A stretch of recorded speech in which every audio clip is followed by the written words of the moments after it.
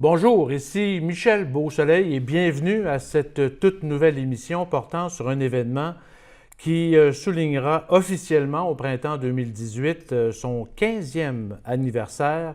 Le Festival de films pour l'environnement, le FFPE, est une initiative de Léo Denis Carpentier que j'ai le plaisir d'avoir comme co-animateur durant cette série de 12 émissions. Bonjour Léo Denis. Bonjour Michel. Léo Denis, tout d'abord, peut-être brièvement, d'où vient cette idée de créer un festival à Saint-Casimir, dans Portneuf, sur l'environnement? Bien, premièrement, je suis natif de Saint-Casimir, donc j'ai toujours eu un lien assez fort. Et en 2002, l'Auberge du Couvent a ouvert, puis on cherchait des activités. Puis là, moi, je me suis dit, ce serait le fun de partir à un festival de films. Et je travaillais à l'époque avec M. Jacques Languérand, puis il me dit, parle là sur l'environnement, parce qu'il n'en existe pas au Québec, puis ça serait le premier, donc c'est comme ça que ça a démarré. C'est même le premier, je pense, en Amérique? C'est le premier festival francophone de l'environnement en Amérique. Qu'est-ce qu'on va voir durant cette série de 12 émissions? Bien là, moi, ce que j'essaie de faire, c'est de vous choisir des vidéos, des films qui ont été tournés pendant les 14 éditions du festival, donc des courts-métrages tournés en 3 jours, d'autres tournés un peu plus longs. Puis aussi, on va commencer avec un peu... La première année, on m'a offert de me suivre pour la création du festival. Oui. Donc, à l'époque, ça s'appelait Silence on court, une émission web produite par Monsieur Coulombe, Michel Coulombe de Radio-Canada, en collaboration avec l'ONF. Et ils m'ont suivi pendant toute la durée du festival. Donc, c'est ça fait vraiment un beau portrait. Je l'ai regardé dernièrement, là, puis j'avais presque la larme à l'œil. OK. On l'écoute? Oui, on écoute ça.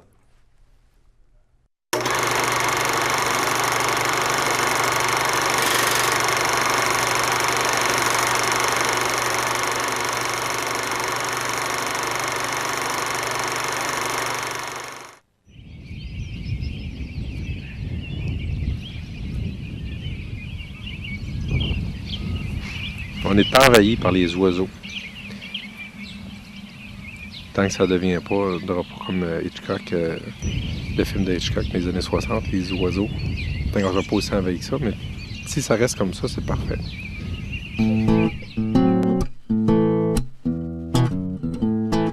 Saint-Casimir, c'est un village de 2000 habitants, entre Trois-Rivières du côté ouest et Québec du côté est.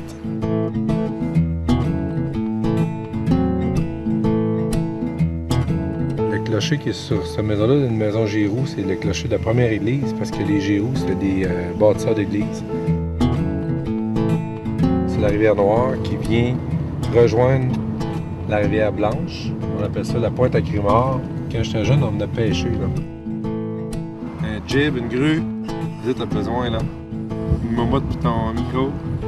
Je m'appelle Léo Denis Carpentier. Je suis natif de Saint-Casimir de Portneuf. Moi, c'est une vingtaine d'années que je travaille en cinéma, comme machiniste caméra. Là, on est dans la boîte à compost. Ça, c'est une boîte qui était faite avec tout du bois qui vient d'un film qui s'appelle Highlander 3, sur lequel j'ai travaillé il y a quand même une dizaine d'années. Puis les décors, ben j'étais ça, fait que moi j'ai récupéré plein de bois. Fait que vous voyez, ça sert encore 10 ans plus tard à faire le compost. La boîte à compost.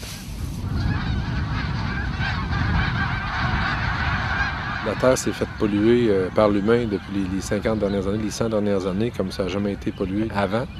Donc, il faut qu'on prenne conscience de ça, puis il faut qu'on fasse de quoi. Puis moi, ben, ma part, je l'ai fait en partant à un festival de films sur l'environnement. Étant donné que je travaille dans le cinéma, je me disais que le cinéma, c'était un outil assez puissant pour véhiculer un thème, véhiculer une idée. Le jour de la Terre, c'est toujours le 22 avril. On s'est dit qu'on devrait avoir dans les jours à l'intérieur de notre semaine de festival le jour de la Terre. Donc, cette année, on a fait ça du 21 au 25. Ben là, je m'en allais voir Stéphanie, voir ça va de quoi. Okay. Oui, on a de quoi faire. Il y a le Betacam à monter au 5e. En compétition cette année, il y a 2 longs métrages. Puis ensuite, il y a une dizaine de courts métrages. Alors moi, c'est Catherine Voloja. Je participe au festival cette année avec mon film, mon documentaire « Il fait soleil chez toi », qui raconte la vie d'une femme haïtienne qui habite devant le métropolitain à Montréal.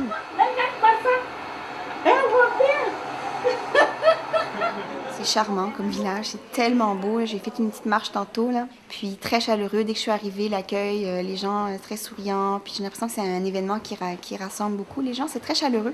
Le festival, c'est un festival convivial. Moi, je veux que ça reste bien simple, je veux que ça reste très accessible. Donc, on a laissé ça vraiment ouvert comme thème. Autant que ça peut être un film choc sur, là, je pense à Bacon, le film, sur la production porcine au Québec. Autant que ça peut être un film plus social ou tout simplement une idée, un concept, qui peut être bien court, mais qui a quand même un certain impact.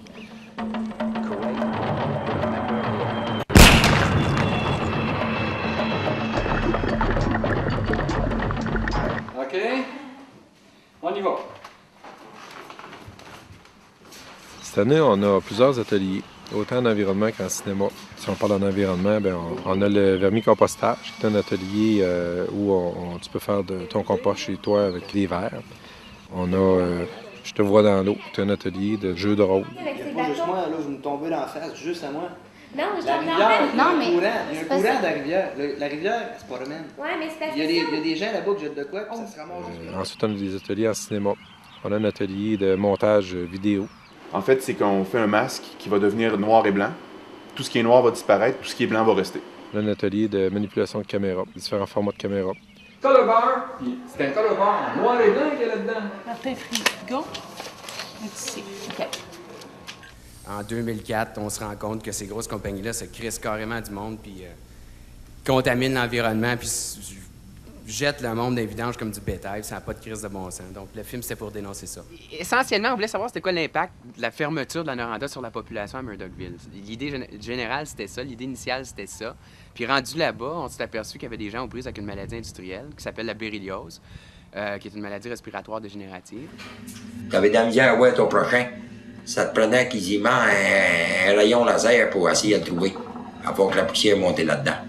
C'est ce qu'ils nous ont donné. Ils nous ont donné un respirateur. Dire, ben, Puis les respirateurs n'étaient même pas efficaces. il était pas efficace, mais c'était pas grave. C'est d'abord qu'ils le donnaient, tu sais. C'était juste les autres questions de spotter eux. OK, alors là, on est rendu au bar chez Baudouin. C'est la soirée Kino, donc on a des kinoïtes qui, depuis 2 jours, tournent des petits films à Saint-Casimir dans le cadre du festival. Et c'est le premier kino cabaret Port-Neuf. Je m'appelle Martine, je fais partie du Kino Cabaret. On fait des films en 48 heures sur le thème du festival, là, l'environnement. Bon, ça se passe ici à Saint-Casimir. Mon père est né ici, ma tante habite l'autre bord de la rue. Avec un festival comme ça, ben, ça dynamise. Quand on fait les soirées de projection au bar du coin, il y a plein de jeunes, puis après, les gens viennent nous parler, nous demandent ce qu'on fait, puis ça crée comme un intérêt super trippant. Que ça soit sur l'environnement aussi, c'est super le fun, parce que c'est une thématique dont on ne parlera jamais assez. Alors aujourd'hui, ce qu'on fait, c'est un vidéoclip du Céleri, donc qui est cette star de la musique dance, qui reprend un peu les principes des codes FPS. Donc, tu es beau, tu es bon, tu es fin, tu es le meilleur. Allez, le jeune, t'es beau, t'es bon, t'es fin. Oui, c'est toi le meilleur. Tu as des gros muscles, tu as quelques poils au menton, mais la barbe viendra. Allez, le jeune, tu peux le faire. C'est ta vie, le jeune. Allez, le jeune, t'es beau, t'es bon, t'es fin. Oui, c'est toi. Moi, en fait, je trouve ça très bien qu'il y ait un festival sur l'environnement, surtout en région, parce que les gens sont aussi concernés ici qu'ailleurs. C'est pas parce que c'est beau, c'est pas parce qu'on est dans la campagne que l'environnement, c'est pas un problème. Puis c'est le fun qu'il y ait une sorte de communauté d'intérêt, des gens de toutes sortes de milieux qui viennent ici pour discuter de la question, réfléchir sur la question ou bien créer sur la question. Alors, le Grand Prix du jury va à Les voleurs d'eau de Sébastien Elias. On en regarde un petit extrait. De l'eau! Tout le monde cherche de l'eau. Tony, donne-y de l'eau! Tabarnak, il nous en reste même pas moitié dans la cruche. On n'est pas pour en donner à n'importe qui. À la fin de cette première édition-là du Festival de films de Port-Neuf sur l'environnement, je me rends compte que j'ai plus le choix. Il faut que ça continue. Vraiment, les gens, ils m'ont fait savoir que le festival répond à un besoin commun. On veut vraiment que ça devienne international. Donc, il y a un paquet de possibilités, tout en gardant notre côté festival de films convivial. Ce sera toujours la base, je pense, le secret de ce festival-là. C'est important. Si un jour c'est plus ça, j'aurais passé à côté. Je vais prendre ma retraite.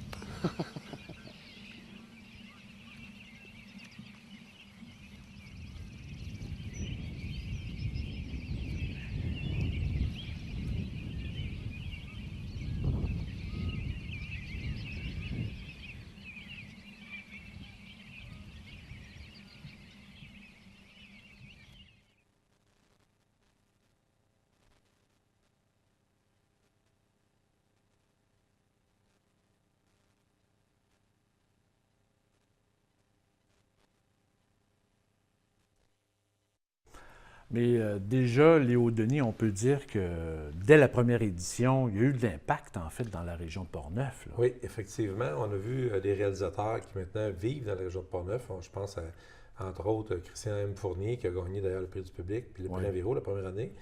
Il est venu s'installer dans la région. Maintenant, il y a une maison de production avec Nadine Baudet, qui a rencontré... oui, on formait un couple. Et Les Vues du fleuve, maintenant, qui ont fait plusieurs beaux documentaires qu'on a présentés par la suite au festival. Louis Blackburn, qui est maintenant installé à Deschambault, qui vit à Deschambault. Tu sais, ça a eu un impact direct sur la population, sur les gens. Je voyais aussi Martine Asselin, qui est encore venue cette année au 14e anniversaire faire un kino. Qui maintenant, son mari d'aujourd'hui, qu'elle a rencontré en 2004 lors du premier FFPE. Donc, elle, Martine, son père est natif de Saint-Casimir. Donc, oui, il y a eu un impact. Quand on dit que c'est une famille, bien, c'est une famille à tous ces niveaux-là aussi. Tu sais, il y a vraiment eu des en anglais, on dit des matchages, des accouplements qu'on peut dire, qui se sont faits autant professionnels que humains. Des amitiés qui ont commencé là aussi. Fait que, non, moi, je suis bien content. Je regarde ça aujourd'hui. De la première édition, parce que là, c'est sûr qu'on essaie de penser aussi pour les années futures. Puis, un des concepts intéressants du festival, c'est le concept Kino. C'est quoi exactement? Bien, le mouvement Kino, ça a commencé à Montréal une couple d'années avant qu'on en fasse un au FFPE. Donc, je pense 2000-2001 à peu près. C'est de faire un film vite et bien avec le minimum d'équipement, puis pas beaucoup de temps. Comme nous, à Saint-Casimir, c'était Myriam Véro à l'époque qui avait parti la cellule Kino de Québec.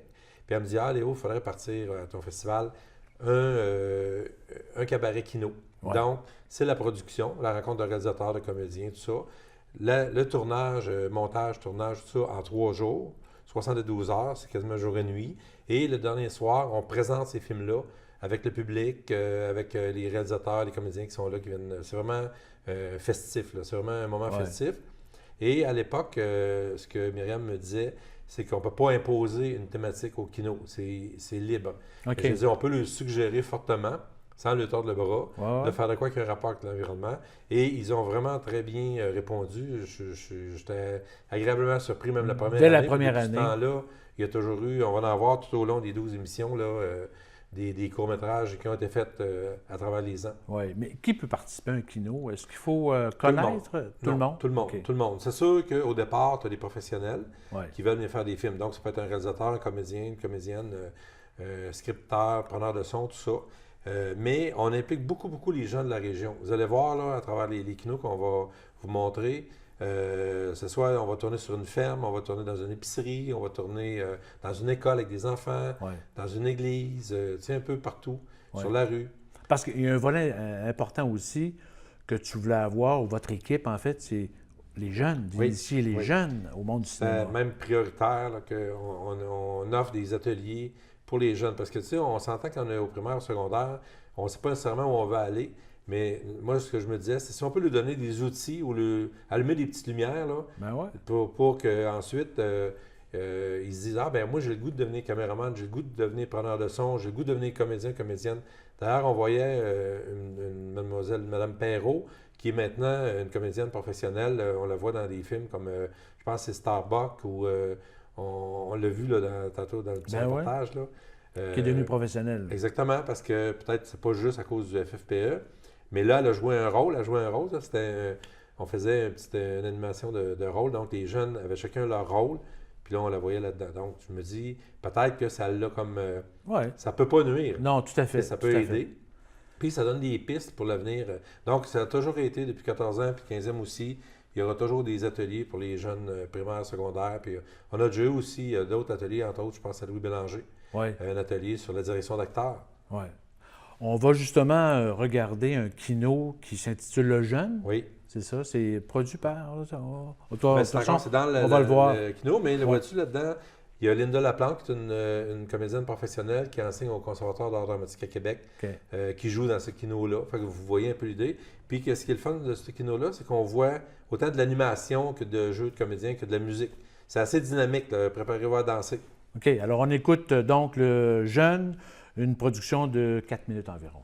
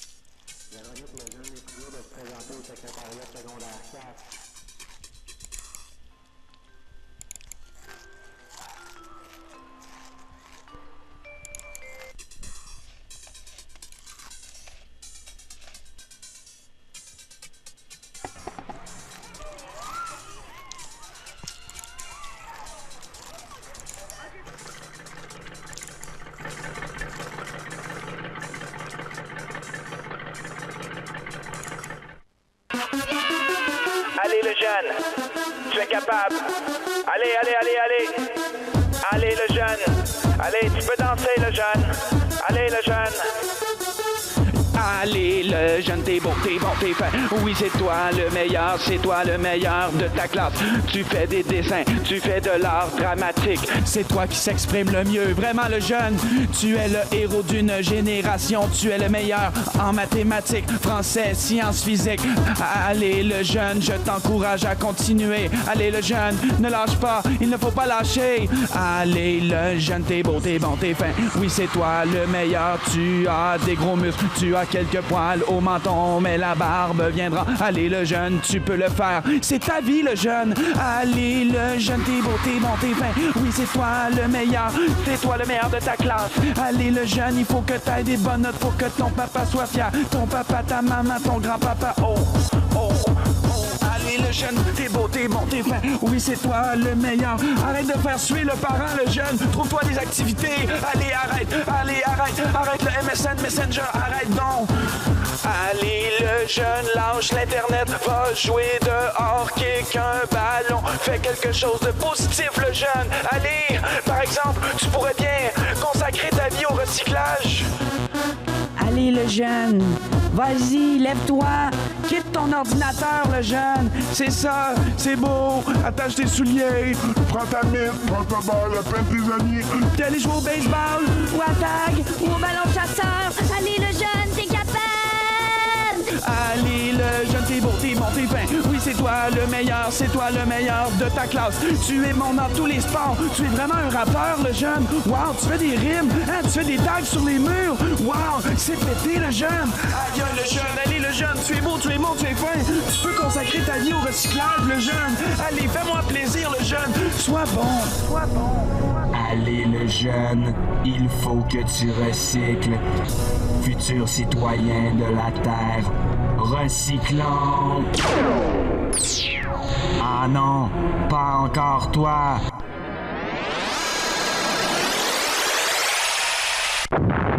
On se reverra en enfer, le céleri!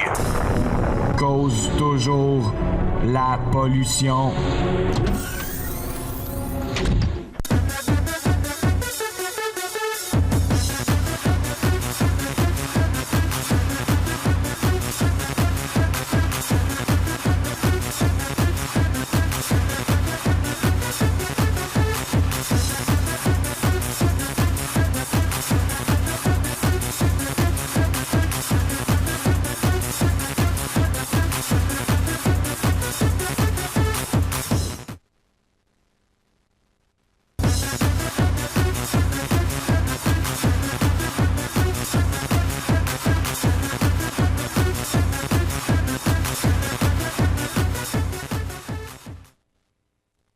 la production se fait à Saint-Casimir. Non. Comme vous avez pu voir, on fait le tour de la planète. Oui, c'est ça, oui. Ce qui est intéressant, c'est justement qu'on utilise beaucoup de différentes techniques de cinéma. Donc là, vous avez vu des images qui viennent de partout sur la planète, même de la Terre, de l'extérieur, sur un fond vert. Donc on travaille avec un fond vert qu'on appelle un green screen ou un fond chromatique, qui nous permet de superposer, on est un bon monteur après, de superposer des images d'un peu partout. Fait que c'est ça. C'est donc, puis vous voyez un peu, tu sais, ça parle un peu, il y a un petit côté de décrochage scolaire. On ramène les jeunes, on fait quoi? Allez, le jeune, t'es bon, t'es fort, t'es ci, t'es ça. Tu sais, avec des idoles, avec. Ça, c'est eux qui le font, là. C'est ça, parce que c'est une équipe, en fait, qui se forme, qui n'était pas formée avant. Non, là. du tout. Mais c'est souvent des gens qui se connaissent. Sauf que le premier matin, le jeudi matin, quand les kinos arrivent, on a une réunion de production. Puis là, chacun dit, moi, j'ai un scénario, j'ai une idée. Moi, j'ai une caméra, je peux tourner. Moi, je peux faire du son. Moi, je suis comédien ou comédienne. C'est là que ça se forme, en fait. Ça se finalise, disons, les équipes. Puis pendant les 3 jours, même il y en a qui tournent la dernière journée. Là. Puis il faut que ce soit monté, puis on les présente le samedi soir à soirée de clôture. Il n'y a pas de compétition entre les ils sont productions. Non, il n'y a pas de prix. Parce que tous les kinos sont égaux. Peu importe d'où ils viennent, peu importe leur expérience, en quoi que ce soit, même les résidents qui vont participer au tournage. Dans celui qu'on vient de voir, il n'y en avait pas, mais vous allez en avoir d'autres. Il y a plein de résidents qui sont interviewés ou qui participent, qui font même des rôles des fois dans les kinos. Ça, c'est une vie de groupe qui se passe à l'auberge. Exactement. Vous réservez un étage. La première année, on avait quelques chambres à l'auberge. Puis en 2017, au mois d'avril dernier, on a mobilisé 2 étages de l'auberge complète, la chapelle comme studio, comme salle de montage. C'est un laboratoire kino, donc le public peut venir voir comment ça... on peut observer, en fait. Voir, même, vous pouvez participer, vous pouvez donner votre nom comme bénévole pour participer au tournage. C'est possible, tout est possible. Il y en a plusieurs qui sont venus pour la première fois. Ils n'avaient jamais touché une caméra, puis maintenant, ils font la caméra dans la vie. Là. Justement, au niveau de l'équipement, c'est le festival qui fournit les équipements? Une partie. Nous autres, mettons, on a un partenaire qui s'appelle Spira, qui est à Québec. Puis moi, je fais une liste d'équipements, de besoins qu'on a, caméra, éclairage, tout ça. Puis eux, ils nous disent qu'est-ce qu'ils peuvent nous fournir. Puis donc, après ça, chaque kinoïte peut avoir une caméra, une salle de montage, des accessoires. On peut apporter, en fait, nos équipements costumes, de montage et costumes et tout. Puis des fois aussi, on va, mettons, à la ressourcerie. Pour un petit montant d'argent, on récupère une vieille robe, des vieux vêtements qu'on a besoin pour les tournages. Oui. Il y a différents styles, évidemment. Et d'ailleurs, le prochain, c'est un kino d'animation. Oui, exactement. Ça, la première année, parce que moi, je vivais à Montréal, puis j'avais rencontré une artiste de Colombie qui venait étudier à l'Université de Montréal en langue française, mais elle est en littérature comparée. C'est sûr qu'elle parle l'espagnol. Valentina Flores Lopez, qui est une grande artiste. Puis c'est elle qui a fait le bonhomme du festival, l'animation du festival. Et la première année, avec un gars de Québec, François Mercier, ils ont créé l'animation qui s'appelle Livraison gratuite. C'est une petite animation, mais qui est vraiment bien fun à voir. Là. Je vous laisse la regarder. 1 minute 33, livraison gratuite après la pause.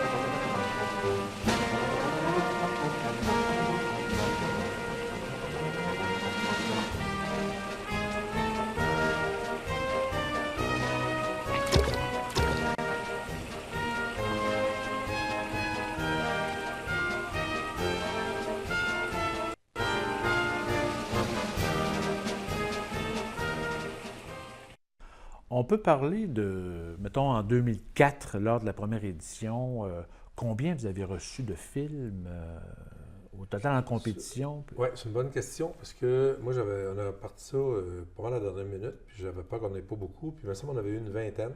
OK. Donc, on a présenté quand même, parce que c'était une fin de semaine, c'est 4 jours la première année. Ah ouais? Maintenant, on est rendu sur 2 fins de semaine et la semaine entre les deux. OK. En 2017, on a reçu 128 films. Donc, il y a eu quand même eu une belle évolution, en oui. fait, intéressante au niveau de l'impact. Mais comment tu fais pour aller chercher, justement, c'est les contacts que tu as à l'extérieur? Ouais, ça fait quand même 30 quelques années que je suis en cinéma, puis que en tout cas, je regarde un peu le milieu de l'environnement. Donc, c'est par des contacts, mais c'est aussi par les réseaux sociaux, par Internet, le site web, des associations de festivals de films à travers le monde sur l'environnement, des associations de réalisateurs, de producteurs, de gens d'environnement. Alors, c'est à travers ces contacts-là que eux autres, ils répandent ça, puis un festival à Saint-Casimir, dans Port-Neuf, puis inscrivez-vous. C'est ça, exactement. Donc, puis maintenant, tout au début, on avait des grosses cassettes, Betacam qu'on appelait. Aujourd'hui, c'est un lien Internet. On va voir le film par Vimeo, YouTube, ces plateformes-là, puis on voit les films, on peut décider qu'on les garde ou pas. Ouais. Ça a beaucoup changé, même on les télécharge aussi. Il y a eu des années, c'était plus difficile, parce que là, on a 2-3 sortes de plateformes différentes, là, de médias différents. Mettons, les grosses cassettes, des petites cassettes, des DVD, puis ça finissait plus. Maintenant, c'est clé USB ou carrément sur Internet qu'on télécharge les films. On a vu tantôt, livraison gratuite, un petit film d'animation. Est-ce que c'est populaire, l'animation? De plus en plus, je pense. Hein, Bien, moi, je vous dirais qu'un de mes plus grands personnes dont j'ai beaucoup de respect, c'est M. Frédéric Bach, qui est venu d'ailleurs au festival en 2017, je crois. Il avait rendu hommage, on avait présenté une couple de ses films. C'est sûr que ça l'a amené beaucoup au Québec des jeunes à vouloir faire de l'animation. Puis avec une tablette graphique, un ordinateur, un portable, on y va. Comme dans le cas de livraison gratuite, c'est Valentina qui est une artiste qui faisait les dessins et François, lui, faisait les animations. Puis c'était la première fois que Valentina faisait ça dans sa vie d'artiste. C'est le fun parce que elle expérimentait en fait. Elle vit en Colombie, puis elle nous fait encore chaque année pas l'animation, mais le visuel du festival. Quand vous voyez le bonhomme du festival, Valo, dans une position X, c'est Valentina qui a créé le dessin. Oui. Alors, ça complète donc notre première émission. Déjà, Léo Denis, peut-être dire aux téléspectateurs que la semaine prochaine, en fait, lors de la deuxième édition, on va diffuser le film gagnant de l'édition 2004. C'est-à-dire, non. C'est qu'à l'époque, le grand prix du festival, c'était qu'on produisait avec le réalisateur un court-métrage sur l'environnement dans la région de Port-Neuf. Avec des équipements, une équipe technique, tout ça. Donc, ce qu'on va présenter la semaine prochaine, c'est le film Kolkhoz, qui est le film qui a été fait dans la région par le réalisateur Sébastien Elias, qui avait gagné la première année le grand prix du festival par son film Voleur d'eau. On avait un petit extrait au début. Alors, à bientôt.